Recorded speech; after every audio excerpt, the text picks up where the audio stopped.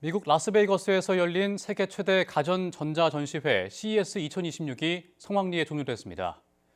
이번 CES의 특징과 앞으로 인공지능의 전망을 CES를 참관하고 온 김덕진 IT 커뮤니케이션 연구소장과 함께 자세한 얘기 나눠보도록 하겠습니다.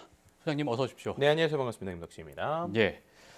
이번 CES 2026에 직접 또 참관을 하고 오셨고 굉장히 또 관심이 많으신 것으로 알고 있는데 네, 그렇죠. 과거와 달라진 점이 있다면 이번 CES의 좀 특징이랄까요? 어떤 게 있을까요? 일단은 올해 CES를 한 줄로 정리하면 AI가 밖으로 나왔다. 이렇게 좀 표현드릴 수 있을 것 같아요. 이번에 또 CES의 캐치프레이즈가 Innovators Show Up이거든요. 그러니까 예. 앞으로 나오는 겁니다.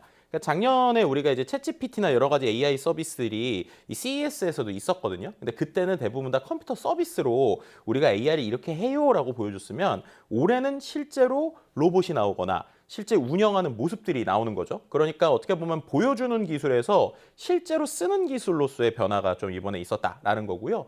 두 번째는 AI가요. 예전에는 뭔가 특별한 기술 같았으면 이번에는 모든 기술에 그냥 AI가 다 깔려 있었더라. 그래서 오히려 AI가 없는 거를 이건 AI가 없습니다라고 얘기해야 될 정도로 정말로 모든 데 AI가 이제 있다라고 보시면 될 것 같고요. 예. 특히나 AI가 말씀드렸던 것처럼 챗GPT처럼 단순한 컴퓨터 안에 있는 게 아니라 자동화되는 에이전트나 피지컬 AI로 좀 확장되고 있다. 이런 모습들이 아무래도 올해 좀 주목해볼 방향성이었다. 이렇게 말씀드릴 수 있을 것 같습니다. 예. 말씀하신 대로 이번 CES의 화두가 피지컬 AI였잖아요. 그렇죠. 근데 이 피지컬 AI가 주목받는 이유가 좀 궁금한데 어떤 네. 기술들이 선보여진 거죠? 일단은 피지컬 AI라고 하면 이제 우리가 몸을 입은 AI라고 할 수 있잖아요. 그리고 네. 또 이 AI의 좀 방식이 다르죠.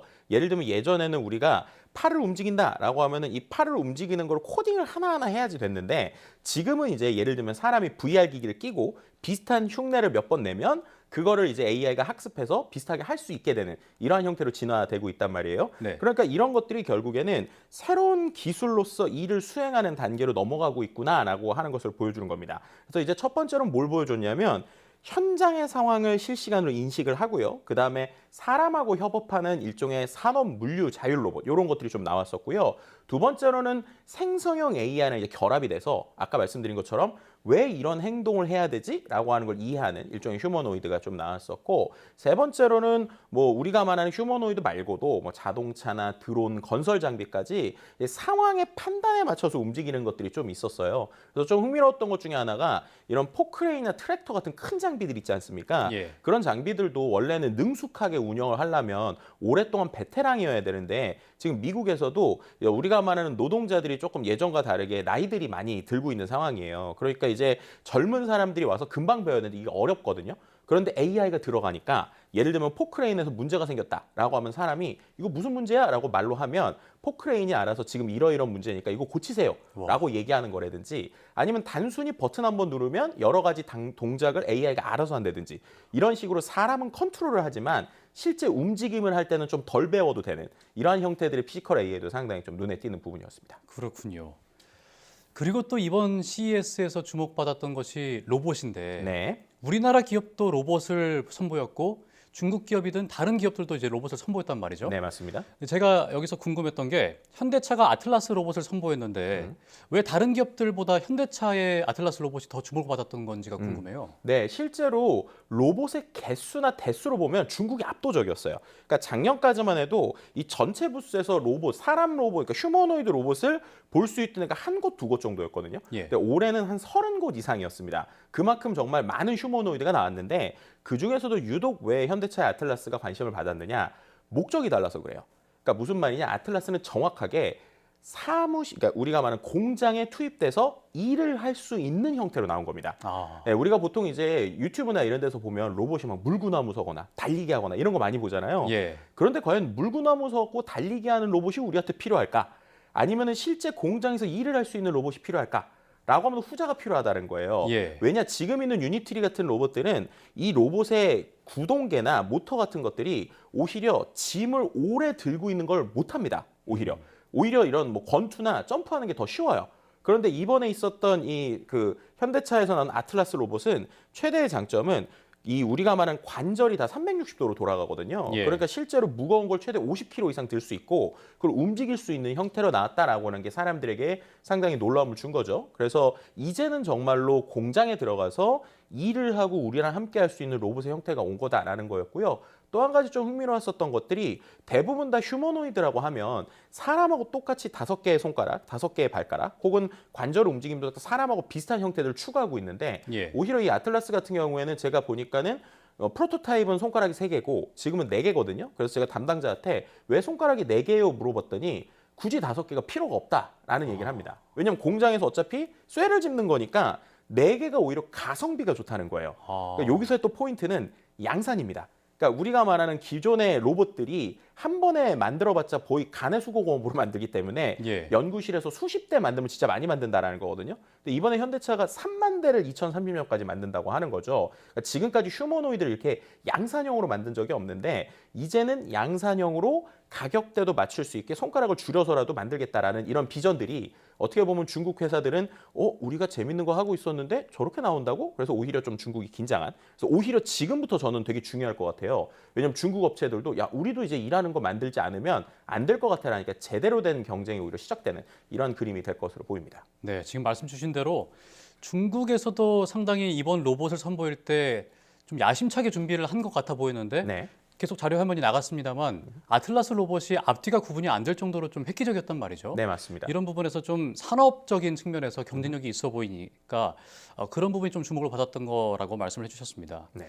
근데 이 피지컬 AI 기술이 또 빠르게 발전을 하고 있는데 이 기술이 어디까지 발전을 할지도 이번 CES를 통해서 좀 파악이 가능했나요? 네, 이제 궁극적으로는 이제 모든 분야에서 사람과 함께하는 정도의 변화를 보여주겠죠. 우리가 보통 피지컬 AI 하면 이제 일종의 사람 형태의 휴머노이드만 생각하는데 피지컬 AI라는 범위를 정확하게 보면 자율주행차 역시도 피지컬 AI고요. 그리고 모빌리티라고 하는 분야도 피지컬 AI입니다.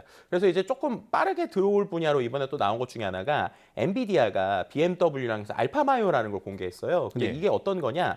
지금 자율주행차들이 있지만 자율주행차가 지금 있는 데이터 안에서만 학습을 해서 움직이거든요. 근데 만약에 교차로에서 어떤 문제 상황이 생겼다. 그리고 문제 상황에 대한 고민을 하고 추론을 해서 스스로 생각해서 운전하는 것까지 하겠다라는 얘기가 나오고 있습니다. 예. 그만큼의 변화들이 있을 것 같고요. 뭐 그렇다고 당장 막 사람처럼 우리 집에 있는 로봇은 조금은 시간이 걸릴 것 같지만 분명한 것은 특정 위치에서 아까처럼 공장이나 특화된 데서 일하는 로봇들은 올해부터 좀 볼 수 있지 않을까라고 하는 기대감도 좀 이야기할 수 있을 것 같습니다. 예. 이제 잠깐 또 시선을 국내로 돌려서 네. 정부가 독자 인공지능 파운데이션 모델을 개발을 추진하고 있는데 이 부분에 대해서 어떻게 평가를 하세요? 네, 일단은 오늘 이제 2곳이 이제 떨어지고 3곳 남았잖아요. 근데 네. 일단은 의미 있는 시도인 것 같아요. 왜냐하면 파운데이션 모델은 일종의 국가의 인프라 같은 거니까 그런 부분에서 뭐 예를 들면 공공이나 국방, 의료 같은 민감한 영역에서는 반드시 우리 환경에 맞는 모델이 필요하겠죠. 그런데 이제 조건이 뭐냐? 그렇다고 우리가 글로벌 빅테크랑 똑같은 정면으로 따라갈 수 있을까? 이거는 어떻게 보면은 비용이나 예산 문제 아니면 우리가 쓰는 금액 때문에 좀 쉽진 않습니다. 그럼 결국에는 특화된 쪽으로 만드는 게 중요하고요. 두 번째는 만든 거를 국내에 있는 기업이나 국민들이 얼마나 많이 쓰게 할 것이냐라고 하는 것도 상당히 중요한 것 같아요. 예. 그래서 결국에는 쓸 수 있는 기반의 AI로서 특화된 쪽, 그러니까 결국 만드는 걸로 끝나면 안 되고 그 다음이 더 중요하다 이렇게 좀 말씀드릴 수 있을 것 같습니다. 네. 인공지능 열풍이 불과 몇 년 사이에 되게 좀 많이 불고 있는데 올해도 그렇죠. 이어질 것으로 보입니다. 올 한 해 인공지능 트렌드를 한번 짚어주신다면 어떻게 하실 수 있을까요? 네, 일단은 앞서서도 이제 로번 얘기한 것처럼 단순한 열풍을 넘어서서 이제는 현실에 정착되고 있다 이렇게 말씀드릴 수 있을 것 같아요. 뭐 예를 들면은 에이전트 AI라고 하는 게 사무실에 조금씩 적용이 된다거나 AI가 단순히 질문에 답하는 도구를 넘어서 일을 이제 하기 시작을 하는 거죠.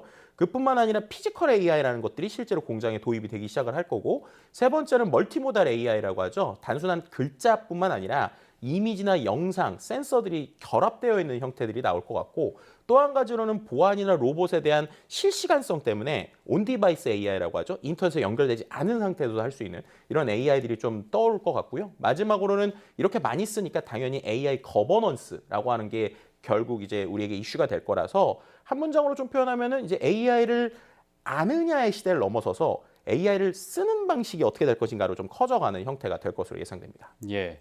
인공지능 기술 개발과 관련해서 인력이 부족하다는 지적도 있는데 또 데이터 센터 같은 지적도 나오거든요. 네. 어떤 점들이 좀 해결이 돼야 된다고 보세요? 일단은 인력 문제에서는요, 단순히 코드를 짜는 사람을 넘어서서 이제 실제 산업과 연결하는 쪽이 중요해요. 근데 이거는 단순한 컴퓨터 프로그래밍 개발자뿐만 아니라 산업에 있는 사람들이 AI를 어떻게 융합해야 될지 실전형 인재들이 좀 필요한 부분이 있고요. 말씀하신 대로 데이터 센터는 단순히 데이터 센터의 부지뿐만 아니라 냉각이나 전력, 뭐 아니면은 그 주변에 있는 어떤 그 시민들과의 어떤 관계까지 여러 가지를 풀어야 되는 부분이 있거든요. 그렇기 때문에 이 역시도 공공 인프라라고 생각하고 어떻게 보면은 인식 개선을 통해서 움직여야 된다라는 이야기를 드릴 수 있을 것 같습니다. 뭐 과감한 투자뿐만 아니라 규제에 대한 개선도 필요하다고 볼 수 있는 것이죠. 예. 근데 이 데이터 센터 관련해서 네. 그 우주에서 데이터 센터를 또 짓는다 이런 얘기도 최근에 나오고 있는 것 같은데 네네네. 이 부분에 대해서는 또 어떻게 보세요? 네, 그거 같은 경우가 이제 말씀하신 이제 이 부분이 일론 머스크가 최근에 이제 꿈꾸는 방식이죠. 이렇게 생각하시면 될 것 같아요. 얼마나 지금 데이터 센터가 많이 필요하면 그런 생각까지 했을까라는 겁니다. 실제로 왜냐하면 열을 줄이거나 이 여러 가지 이제 시스템에 대한 문제를 줄이기 위한 방법 중에 하나로 보시면 될 것 같고요. 예. 비슷한 시도로 뭐도 있었냐면 데이터 센터에 열이 너무 심하니까 그걸 바다 안에 넣는 이런 시도들도 2, 3년 전에 있었어요. 예. 그러니까 여러 가지 시도를 할 정도로 그만큼 데이터 센터라는 게 중요하구나 정도로 지금 보시면 될 것 같고요. 될지는 조금 더 지켜봐야 될 것 같기도 합니다. 예, 알겠습니다. CES와 또 국내 이슈들까지 함께 짚어봤습니다. 지금까지 김덕진 IT 커뮤니케이션 연구소장과 함께 이야기 나눠봤습니다. 오늘 말씀 고맙습니다. 네, 감사합니다.